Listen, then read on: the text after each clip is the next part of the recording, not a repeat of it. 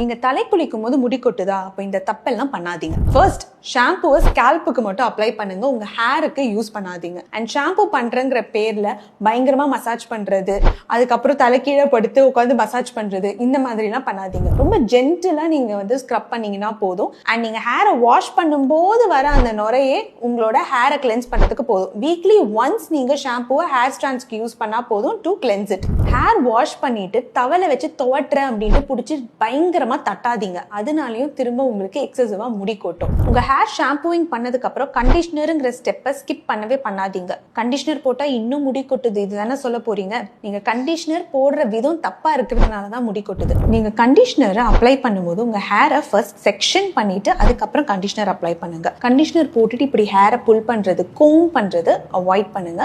Just spread பண்ணீங்கன்னா போதும். After ஷாம்பூயிங் R conditioning தண்ணியை போர் பண்ணா போதுங்க. அப்ப திரும்ப மசாஜ் பண்றது, புல் பண்றதை அவாய்ட் பண்ணுங்க. இதனாலயும் உங்களுக்கு பயங்கரமா முடி கொட்டும். உங்க ஹேர் வெட்டா இருக்கும் போதே சீரம் அப்ளை பண்ணுங்க, சோ தட் உங்களுக்கு டீடாங்கிள் பண்றதுக்கு ஈஸியா இருக்கும்.